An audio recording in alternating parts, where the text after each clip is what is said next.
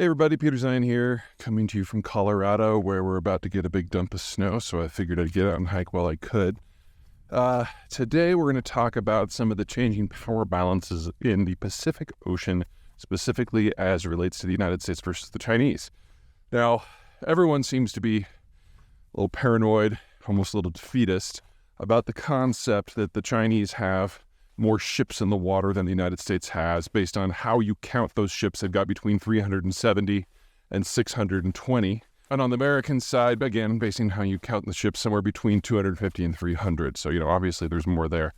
But the bigger concern from my point of view isn't so much the number of ships, it's the range of the weapon systems.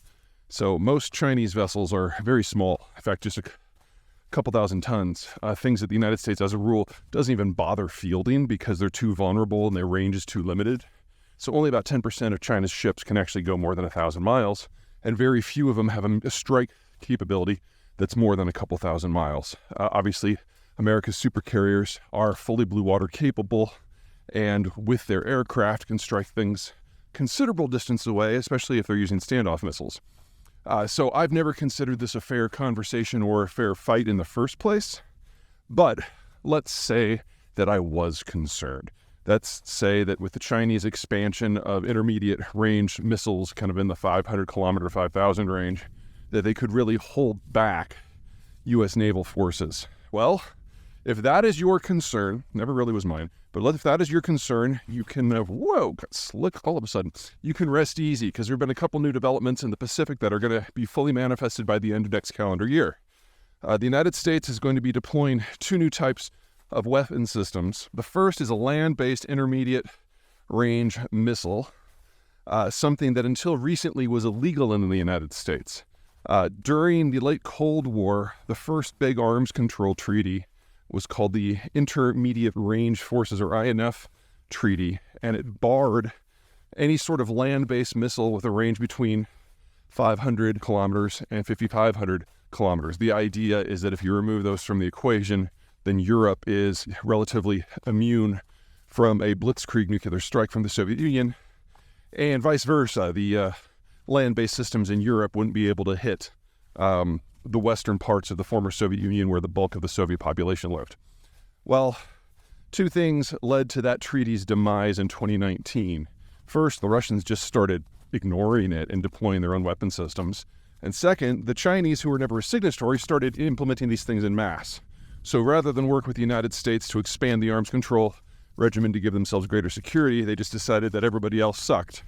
And they'd do it anyway. And apparently they believed that everyone else was just too dumb to follow suit. Well, no. So if you think about how fast this has happened, the treaty was abrogated in 2019. First discussions on these new weapon systems would have happened within the next year. It's only 2023, and they're going to be implemented by 2024. So, that's pretty quick for a weapons development system. The Pentagon's being pretty tight-lipped about the range of the new systems, but they're making it very clear that at the moment, they're not going to Japan or the Philippines. They're only going to U.S. territories like Midway and Guam. And, of course, the Australians are there, and they're going, oh, pick me. So there'll probably be some in Darwin as well.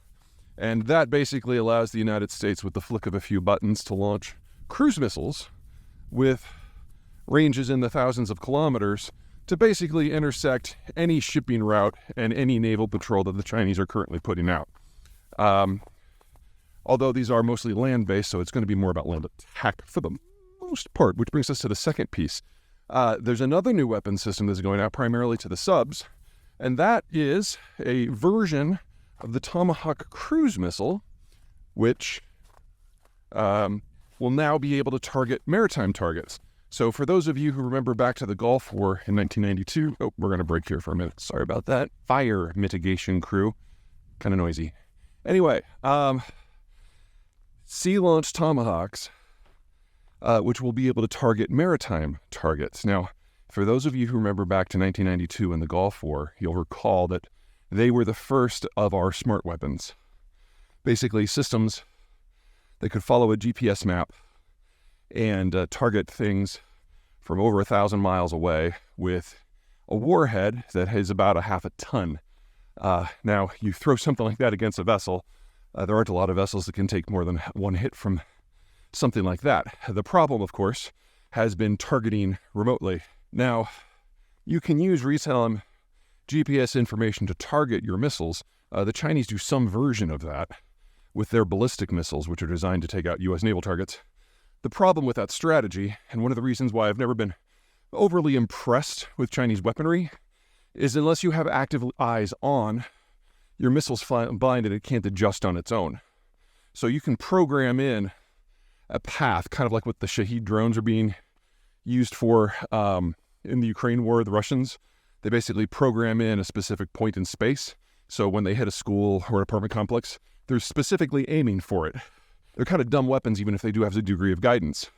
But ships move, and that doesn't work. So the Chinese rely on satellite recon in order to provide placement, but the Chinese don't have a satellite warfare system like the United States has had for 30 years. So if you remember back to, it's been a while, 15 years ago maybe, 2008 I think, there was all this hubbubaloo when the Chinese destroyed their first satellite and created that debris field that took out a lot of stuff. Well, very quietly, over the course of the next day, the United States, just to underline to the Chinese how far behind they were, took out a half a dozen of our old satellites using a half a dozen different weapons programs to show to the Chinese that, like, look, you may think you've got a gun that can target our Navy, but if we ever get into a hot war, the first thing that's going down is your entire satellite network. So stop it. Of course, China only became more narcissistically nationalist after that, but they haven't fixed that underlying problem. The U.S., however, has. We all talk about artificial intelligence and how the Chinese have 1.5 billion people and all the coders they want and all the data they want. That's true, but they very tightly control the type of AI that can be developed because they don't want independent decision-making, and they certainly don't want anything that's going to give people an independent means of existence independent of the state. So a lot of the things we're seeing here, things like ChatGPT, they're just not allowed there because they could be used for political purposes. And that means the United States has a much more well-rounded approach to AI, including in its weapons systems, whereas the Chinese are closely focused on social monitoring to keep their population under control. Well, that technology is undoubtedly in play with this new version of the Tomahawk that can target surface ships, because ships move. So you now have the quietest subs in the world with the greatest range in the world, and in addition to their normal weapons outlay, by the end of next year, they'll also be packing Tomahawks that can target naval vessels. So in the case of a hot war, you put 2 or 3 American missile submarines out there, and the Chinese don't have a long-reach navy because you use those systems to hit the ships that do have range, and nothing else can leave far beyond sight of the coast. So, done and done. Now, there is, unfortunately, a political component to this, because if you're looking at these technologies, medium-range cruise missiles are things we stopped working on back in the late 80s because of the INF Treaty, and the Tomahawk is a weapon that was first debuted in 1992. So none of these are new. So the question is, with the Chinese becoming more jerk-like and the Russians becoming more jerk-like day by day, why haven't these things happened faster? Well, some of this is explainable. So if you go all the way back to the Clinton administration, it was the early post-Cold War days. We were all trying to be friends. Why would you develop a weapon system to specifically target your hopefully friends? That makes sense. Second, the W. Bush administration was when relations with the Russians and the Chinese started to turn, but the W. Bush administration was more than a little occupied with things in the Islamic world. And especially when it came to the operations in Afghanistan, the more reliable partner for us in getting equipment to our troops in Afghanistan was Russia, much more so than Pakistan. So I can understand why it was backburnered then. But by the time you got to the Obama administration, the Russians had started invading people again. The Chinese were just shamelessly stealing everything that they could and starting to hack into government databases. But President Obama couldn't be bothered to have a meeting with anyone, so nothing happened for 8 years.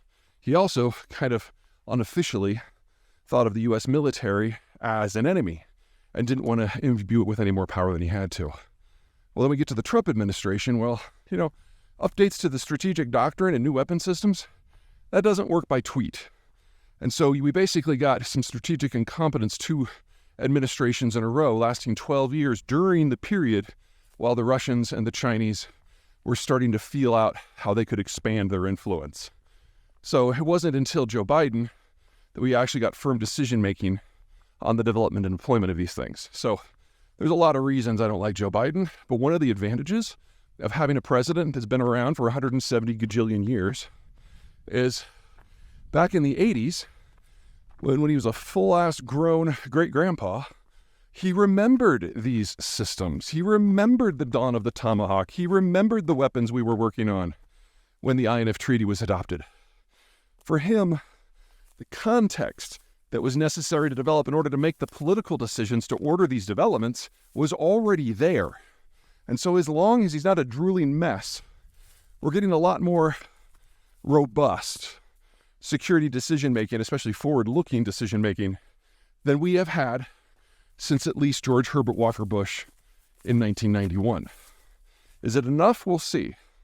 But if you were the Chinese or the Russians and you were counting on the general incompetence of Obama and Trump to be the new norm for American politics, I can happily report to you that you were flat out fucking wrong, and now you have to deal with it.